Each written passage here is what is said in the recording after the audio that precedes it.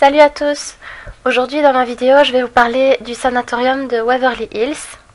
Alors cette histoire m'avait été demandée il y a quelques temps déjà par un abonné, donc je vais la faire aujourd'hui. Cette vidéo sera séparée en deux parties. Une partie, donc celle que je vais faire maintenant, avec la partie avec tous les détails sur les fantômes, les apparitions, etc. Et la deuxième partie, ce sera la partie un peu plus historique sur l'histoire du bâtiment depuis sa création jusqu'à ce qu'il soit abandonné, etc. Sachez aussi que cette histoire est une histoire vraie, ce n'est absolument pas une creepypasta. Je la mettrai quand même dans la section légendes urbaines, parce que bon, tout ce qui est paranormal, vous savez, ce n'est pas non plus une valeur sûre. Donc ça se retrouvera dans légendes urbaines, mais tout ce qui est dans cette vidéo et dans la deuxième partie, ce sont toutes des histoires vraies. Donc on se retrouve tout de suite pour le sanatorium de Waverly Hills. Le sanatorium de Waverly Hills. Durant des décennies, médecins et chirurgiens ressemblaient plus à des apprentis sorciers qu'à des vrais professionnels du corps médical. Ils expérimentaient des traitements sur des patients de tout âge. Un tunnel fut construit pour y déposer les 63 000 personnes qui trouvaient la mort dans cet établissement. Des membres du personnel se suicidèrent. Des patients y perdirent la raison. À présent, certains disent qu'il y aurait une importante activité paranormale. L'équipe de TAPS, c'est une équipe d'enquêteurs sur le paranormal.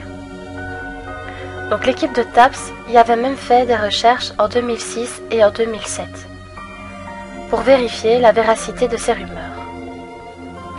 Bien qu'ayant le sentiment que ce documentaire n'a que pour but d'attirer de la publicité autour de cette terrible tragédie, cela reste tout de même un sujet intéressant et intrigant, basé sur des faits et témoignages réels. Vous avez peut-être déjà entendu parler du sanatorium de Waverly Hills, lieu considéré comme étant l'un des endroits les plus hantés des États-Unis. Situé près de Louisville, aux États-Unis, dans l'État du Kentucky, le sanatorium de Waverly Hills ouvre ses portes en 1910 afin de traiter les victimes souffrant de la tuberculose. Ce qui était, au début, qu'un petit hôpital, est rapidement devenu, en 1924, un grand établissement avec plus de 400 salles et un équipement des plus modernes.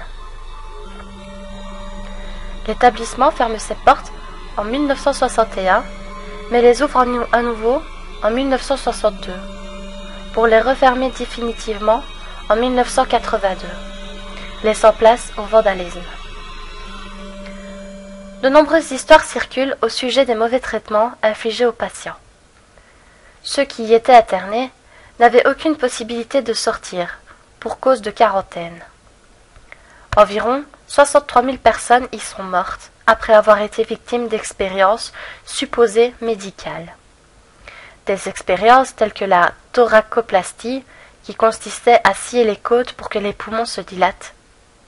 Seulement 5% des patients survivaient à ce traitement sanglant. Plus de 63 000 patients sont décédés entre les murs du sanatorium. Et chaque fois qu'un décès était constaté, pour ne pas que les autres patients se doutent de quelque chose, les morts étaient emmenés de nuit dans ce que les gens ont appelé dans la région le tunnel de la mort. C'était une longue galerie qui courait sur plus de 150 mètres sous l'hôpital et qui menait vers une voie ferrée où les corps étaient emportés. Mais les décennies de souffrance peuvent-elles avoir eu pour conséquence de créer une atmosphère paranormale ? Après sa fermeture, en 1961, toutes sortes de faits mystérieux ont été racontés par ceux qui avaient été visiter le sanatorium.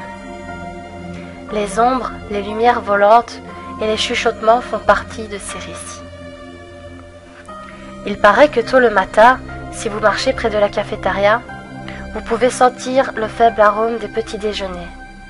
Et ce, malgré qu'aucun repas ne fût servi depuis 1982. On peut également apercevoir l'esprit d'un homme habillé de blanc, errer dans la cafétéria ou la cuisine. Personne ne sait de qui il s'agit, mais certains pensent qu'il est l'esprit d'un vieil employé de Waverly qui aurait contracté la tuberculose et en est mort. Des ombres furent aperçues par de nombreuses personnes. L'ombre d'un homme a été vue et même photographiée dans la cour du bâtiment. Le fantôme d'une vieille femme fut souvent aperçu dans l'entrée principale. Parfois, elle reste près de la porte avant. Elle aurait les mains et les jambes enchaînées. Ses poignets et ses chevilles saignent. Elle pleure qu'on vienne l'aider, et puis elle disparaît. Beaucoup de gens ont vu une petite fille au 3e étage, qui est connue sous le nom de Mary.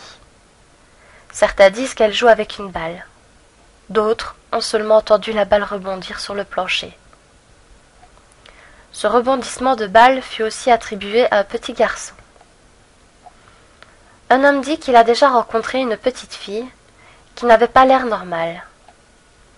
Elle disait qu'elle n'avait pas Dieu.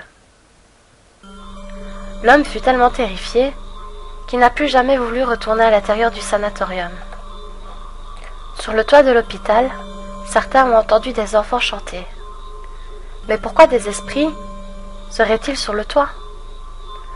Lorsque l'hôpital était en service, les enfants aux prises avec la tuberculose étaient placés sur le toit pour les traitements d'héliothérapie, ce qui consistait à les exposer aux rayons supposés curatifs du soleil.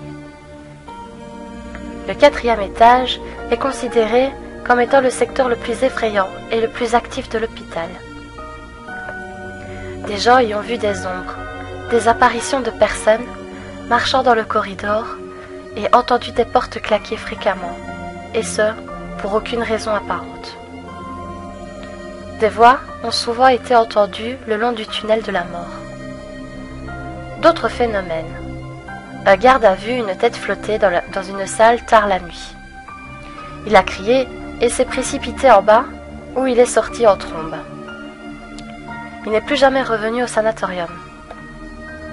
Beaucoup de gens ont également rapporté avoir vu des lumières dans le bâtiment la nuit, bien qu'il n'y ait plus d'électricité depuis plusieurs années. Un garde de sécurité a par le passé rapporté qu'il avait vu une télévision jouant dans l'une des chambres du 3e étage. De l'extérieur, il pouvait voir ce qui lui semblait être le reflet de la télévision. Lorsqu'il est arrivé en haut pour vérifier, il n'y avait absolument rien. Des bruits de pas, des bruits de chuchotements et des bruits de portes qui se referment furent entendus par plusieurs dans le hall de Waverly. Même des PVE furent enregistrés. Des PVE, ce sont des voix désincarnées. Ce sont normalement des voix de fantômes qu'on arrive à enregistrer avec des enregistreurs. La salle 502.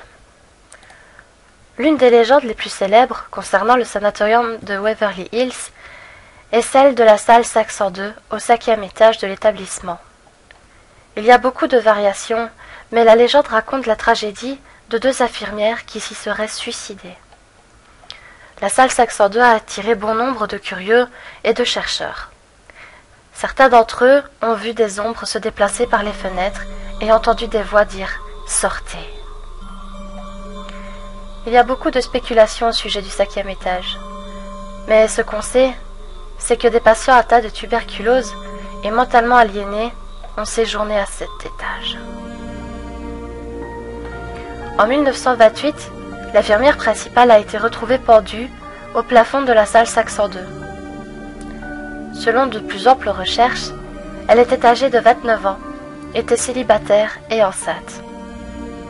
Sa mort fut classée comme étant un suicide, et ce ne fut pas la dernière tragédie à avoir lieu à cet endroit. En 1932, une autre infirmière, qui était en charge de la salle 502, a sauté par la fenêtre et fut retrouvée morte. Rien à l'époque n'explique pourquoi elle a fait ça, ni aucune preuve n'a été faite pour savoir si elle avait sauté ou si quelqu'un l'avait poussée. Plusieurs personnes disent avoir vu l'apparition fantomatique d'une jeune infirmière à cet étage. D'autres ont également rapporté que la salle 502, une fois qu'on était à l'intérieur, on pouvait ressentir un sentiment de désespoir. Plusieurs ombres ont également été aperçues et des voix entendues.